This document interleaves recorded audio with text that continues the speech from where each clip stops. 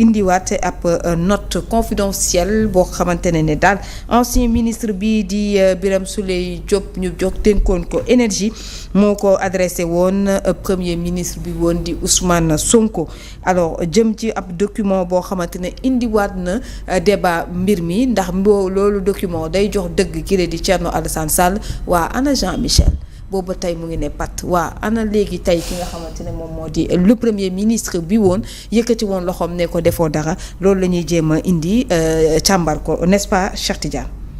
Fatima xam nga affaire AGER bii. compliqué na de. c'est compliqué.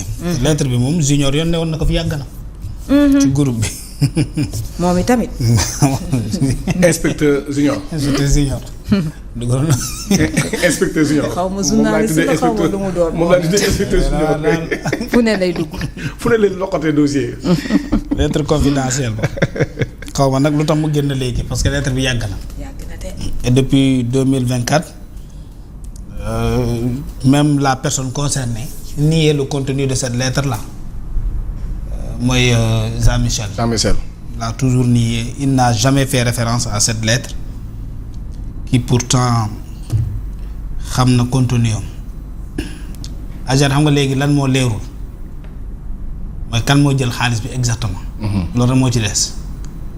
mais tout le peuple sénégalais en tout cas ñu honnête xam nañ ne xaalis jóge na ci compte bancaire ba jaar na ci banque tubaab bi. jóge na ci compte tubaab bi tas na ci àddina. fenn rek la ñëwul mooy Sénégal loolu leer na ñëpp xaalisu AGER ñun ñëpp xam nañ ne am na détournement d'objectif détournement de deniers publics aussi noonu lañ ko mën a tuddee un juge pourrait trouver une meilleure qualification des crimes financiers qui ont été faits avec cet argent de l'AGER. Mais au-delà de cela les difficultés qu'ils ont portées à l'endroit de ñun ñi nga xam ne waroon nañ jot ci courant boobu man nee naa la sama commune AGER bii lañ doon xaar poto lampe yaa ngi taxaw le régime sortant au moins s'était débrouillé ñëw installé poto lampe yeeg samp xaar ñu andi poste be plus tard fil yeeg tension bi ñu mu jàll. léegi nag président Bassirou Diomaye Faye moo ñu war a dimbali parce que quoi que l'on puisse dire c'est lui qui rendra compte aussi. Ouais. C'est dans son mandat de 37 milliards ne mes. Ousmane Sonko peut être responsable mais d'une manière indirecte.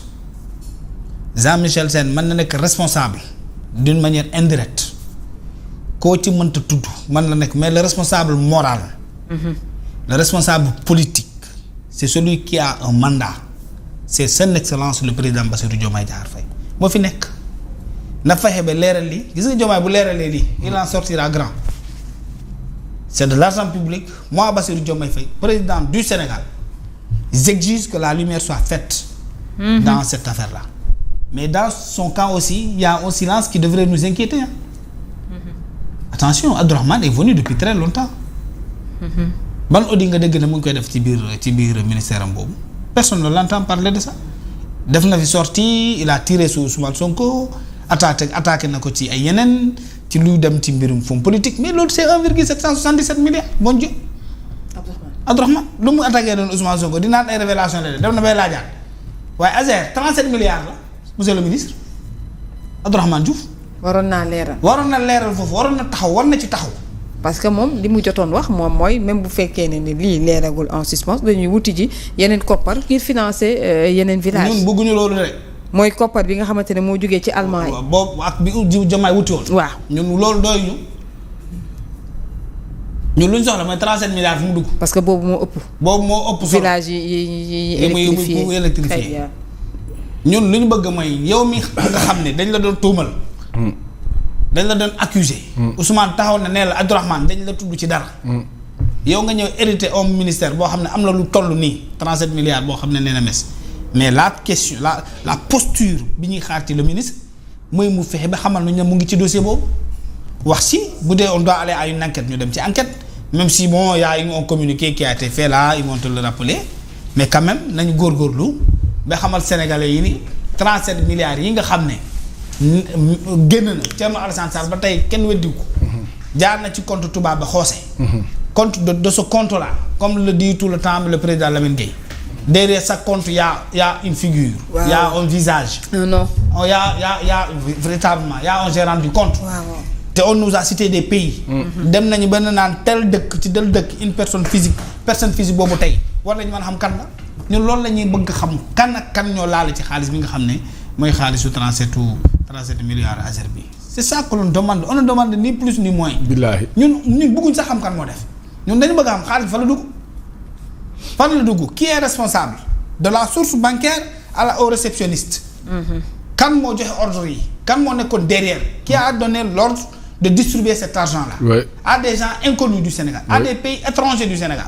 ñun loolu lañ bëgg a xam et loolu yomb na xam léegi parce que tout simplement xoose nee na jot na ci xaalis bi banque ba nee na décaissé na ko Jean-Michel Sène d'accord na ne xaalis boobu décaissé nañ ko Thierno Alassane Sall autant que le grand journaliste Bachir Fofana ont tous tenté chacun par rapport à ses capacités de nous démontrer comment cet argent-là a été utilisé à des fins qui ne sont pas des fins d'électrifier les villages du Sénégal donc loolu quand il y a tout le nécessaire qui est là ça va justice nag warul yàgg nag. wax dëgg yàlla parce que pour des cas les moindres la justice s'est autosaisie a arrêté des gens a envoyé mandat de dépôt ainsi et puis mu dugal ko instruction.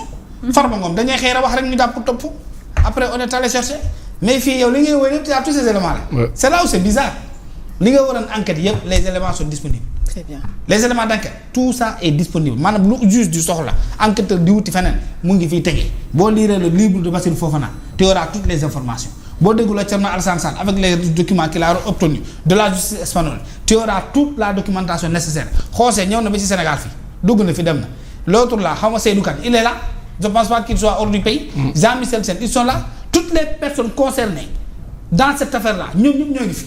léegi lan moo tax justice du convoquer ñi rapidement ñu toog leeral la ñun suñu xaalis fu mu dugg. Très bien. c'est le président Bassirou Diomaye Faye qui doit mettre fin véritablement à cette nébuleuse là fexe ba Sénégalais xam seen xaalis fan la dugg parce que man sama village Saare Bijji soxla nañu courant. mu ngi xaar te dëgg la yemul Saare Bijji mu ngi xaar ñeneen ak ñeneen a ngi xaar. ndaxte très bien man mii di wax yow sama village yu yaay ci la bokk. xam nga muy li nga xamante ne mooy.